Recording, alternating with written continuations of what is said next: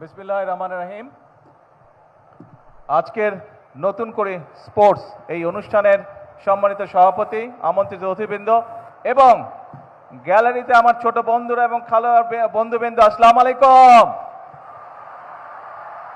কেমন আছো সবাই তোমরা? ওই দিকের আওয়াজ পাচ্ছি না, সামনের আওয়াজ। কেমন আছো? ভালো। টায়ার্ড হয়ে গেছো না? সেই দুপুর থেকে বসে আছো, টায়ার্ড হয়ে গেছো না? আচ্ছা, বেশি লম্বা করব না। তবে তোমাদের সাথে কথা বলার আগে আমি এই যে আমার সামনে দেখো মিডিয়ার ভাইরা, এখানে আঙ্কেলরা আছে, এনাদের সাথে আমি কথা বলবো। আমি বক্তব্য শুরু করার আগেই, আচ্ছা এটা দিয়ে হচ্ছে না, ওই মাইকটা দেন তো, ওইটা দেন, এটা দিয়ে টানছে গলা। আমি প্রথমে মিডিয়ার ভাইদের সাথে একটু কথা বলতে চাই, মিডিয়ার আঙ্কেলদের সাথে। মিডিয়ার ভাই আপনারা যারা এখানে উপস্থিত আছেন, সেটা ইলেকট্রনিক মিডিয়া হোক বা প্রিন্ট মিডিয়া হোক, আপনাদের কাছে আমার একটি অনুরোধ আছে এবং আপনাদের মাধ্যমে আপনাদের যে কর্তৃপক্ষ অর্থাৎ এডিটর সাহেবরা আছেন তাদের কাছে আমার অনুরোধ আছে। এই যে একটা গেম আজকে হয়ে গেল, নতুন করে স্পোর্টস হয়ে গেল, যেটি আজকে ফাইনাল হলো আজকে, আমরা সব সময় দেখি যে পত্রিকায় বা নিউজে বিভিন্ন বিষয় হাইলাইট করা হয় বা লিড নিউজ থাকে।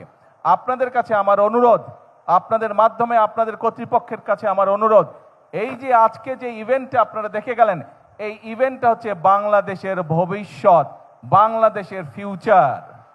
এই ইভেন্টটা আজকের, এরা হচ্ছে এই যে যারা প্যান্ডেলের নিচে বসে আছে, যারা গ্যালারিতে বসে আছে, তারা হচ্ছে বাংলাদেশের ভবিষ্যৎ, ভবিষ্যৎ বাংলাদেশ। কাজেই আপনাদের কাছে অনুরোধ থাকবে, যত নিউজই থাক, আগামীকাল আপনাদের সম্প্রচারিত প্রতিষ্ঠানে, আপনাদের পত্রিকায় যদি আজকের এই বাচ্চাদের খেলা, আজকের এই ভবিষ্যৎ যারা আছে তাদের নিউজটা যেন আজকে আগামীকাল লিড করা হয়, এটি আমার অনুরোধ রইল আপনাদের কাছে। আশা করি আপনারা কালকের বা রাত্রের ইলেকট্রনিক মিডিয়াতে আপনারা আমাদের এই ভবিষ্যৎকে আপনারা তুলে ধরবেন।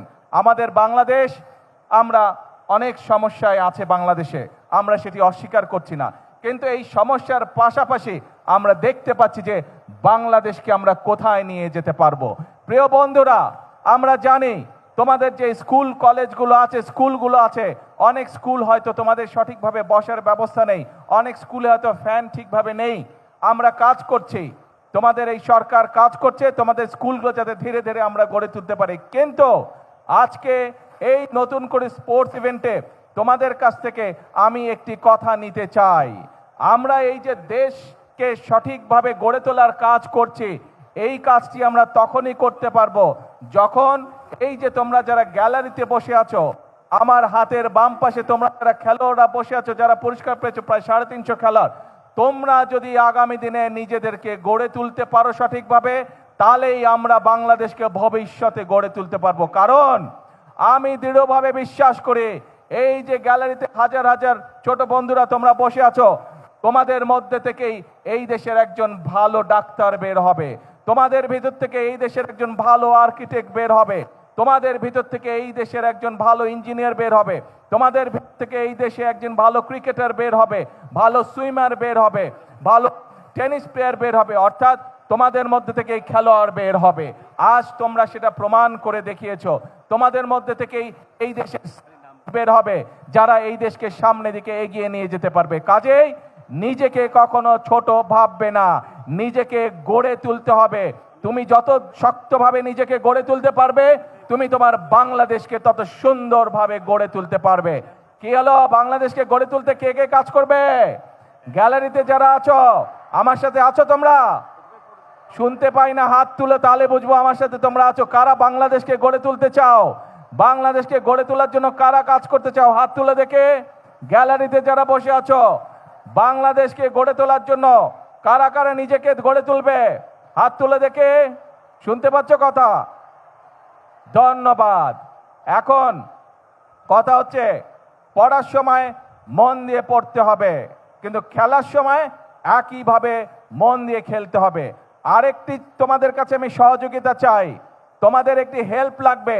শুধু যে গ্যালারিতে যারা বসে আছো তারা না, নিশ্চয়ই এই অনলাইন বা টেলিভিশনের মাধ্যমে সারা বাংলাদেশে তোমাদের মতন সারা বাংলাদেশে আমাদের যারা ভবিষ্যৎ আছে, ছোট ছোট বন্ধুরা আছে, তোমাদের সকলের কাছে আমি একটি সহযোগিতা চাই, একটি সাহায্য চাই। সেটি কি সাহায্য? এই দেশটা আমাদের সকলের দেশ। এই দেশের আলো, এই দেশের বাতাস, এই দেশের পরিবেশ আমরা সকলে মিলে যদি ঠিক রাখি, তাহলে আমরা একটি সুন্দর পরিবেশে থাকতে পারবো। তুমি সুন্দর পরিবেশে বড় হতে পারবে, তুমি সুন্দর পরিবেশে পারবে, তুমি সুন্দর পরিবেশে পড়ালেখা করতে পারবে। সেই জন্য আমি তোমাদের সকলের কাছে যে সাহায্যটি চাই, তোমরা নিশ্চয়ই দেখেছো রাস্তা দিয়ে হেঁটে যাওয়ার সময় তোমার বাসার আশেপাশে অনেকে বিভিন্ন রকম ময়লা ফেলে যায়, বিভিন্ন রকম প্লাস্টিকের বোতল ফেলে যায়, সেটি পুকুর হোক, নদী নালা হোক, বাসার আশেপাশে। এখন থেকে যদি এরকম কোনো দৃশ্য তোমাদের চোখে পড়ে, প্লিজ তোমরা তাকে বারণ করবে। দরকার হলে সেই ময়লাটি তোমরা তুলে নিয়ে গিয়ে যেইখানে ময়লা ফেলার জায়গা নির্দিষ্ট সেই জায়গায় ময়লা ফেলতে হবে। আরেকটি কাজ তোমাদেরকে করতে হবে, কেউ যদি পুকুর, নদী, নালায় ময়লা ফেলে, যদি তুমি পারো বন্ধুদেরকে সাথে নিয়ে সেই ময়লাটিকে পরিষ্কার করবে, যাতে আমাদের পরিবেশটি, আমাদের নদীর পানি, পুকুরের পানি যাতে পরিষ্কার থাকে, যাতে সেখানে মানুষ সুন্দরভাবে হাঁটাচলা করতে পারে বা মানুষ সেখানে বসতে পারে পুকুরের পাড়ে। আসো, এরপরে আরেকটি তোমাদের সহযোগিতা চাই আমার, আরেকটি তোমাদের হেল্প চাই আমার। সেই হেল্পটি হচ্ছে, প্রতি বছর চেষ্টা করবে তোমার বাড়ির আশেপাশে হোক, তোমার স্কুলের আশেপাশে হোক, অথবা যেখানে তুমি সুবিধা মনে করো সেইখানে একটি করে প্রতি বছর গাছ লাগাতে হবে। গাছ যদি আমরা লাগাতে পারি, আমাদের পরিবেশটা সুন্দর হবে, পরিষ্কার হবে, আমরা সকলে মিলে বুক ভরে শ্বাস নিতে পারবো। এবং আরেকটি কাজ তোমাদেরকে করতে হবে, আমাদের কিছু কিছু মানুষ আছে যারা প্রকৃতির প্রতি, বিভিন্ন পশু পাখির প্রতি অত্যন্ত নির্দয় হয়। আজকে আমার সকল ছোট বন্ধুদেরকে আমি অনুরোধ করব, আসো আমাদের আশেপাশে যত কুকুর, বিড়াল, হাঁস, মুরগি, গরু, ছাগল, যত রকম পশু পাখি আছে, আমরা চেষ্টা করব, এইগুলো আমাদের দেশের সম্পদ। আমরা চেষ্টা করব এই যে প্রকৃতির আল্লাহ দেওয়া বিভিন্ন জীবজন্তু, পশু পাখি, এদের যত্ন নেওয়ার আমরা চেষ্টা করব। যত্ন যদি নিতে পারে, অন্তত আমরা চেষ্টা করব তাদের যাতে কোনো প্রকার ক্ষতি হতে না পারে, সেই চেষ্টাটি আমরা করব। কি বন্ধুরা, আমাকে এই হেল্পটা করবে? তোমরা করবে? Thank you so much. আর শেষ কথা হলো, আজকের বক্তব্যের শেষ কথা হলো, আমরা আছি, তোমরা যে পড়ালেখা করতে চাইবে সরকার থেকে আমরা তার ব্যবস্থা করব যাতে সে ভালো করে পড়ালেখা করতে পারে। তোমরা যে গান গাইতে চাইবে, যে ছবি আঁকতে চাইবে, যে খেলাধুলা করতে চাইবে, আমরা সব রকম তোমাদেরকে সহযোগিতা করার সর্বোচ্চ চেষ্টা করবে সরকার। কিন্তু তোমাদেরকে সঠিকভাবে তোমাদেরকে গড়ে তুলতে হবে।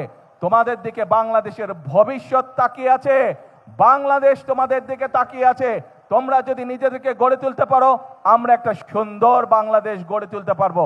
এই কাজ আমরা হয়তো শুরু করেছি, আমরা মাত্র শুরু করতে পারবো, কিন্তু বাংলাদেশ গড়ার কাজ তোমাদেরকে এগিয়ে নিয়ে যেতে হবে, এগিয়ে নিয়ে যেতে হবে তোমাদেরকে। বাংলাদেশ গড়ার কাজ পারবে এগিয়ে নিয়ে যেতে?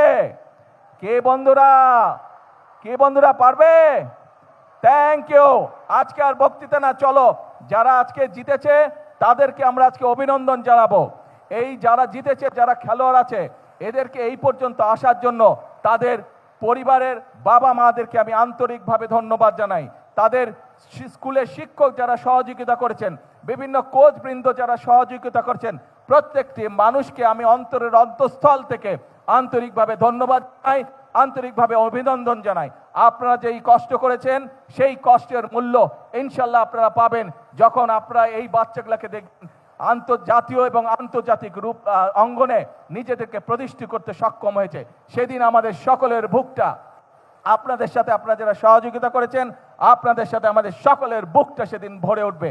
আসুন, এই মাঠে আজকে আমাদের বাচ্চারা খেলা করেছে, এই মাঠে কেউ জিতেছে, কেউ এখনো জিততে পারে না। ইনশাল্লাহ আগামী দিনে তারা আবার প্রতিযোগিতা করবে।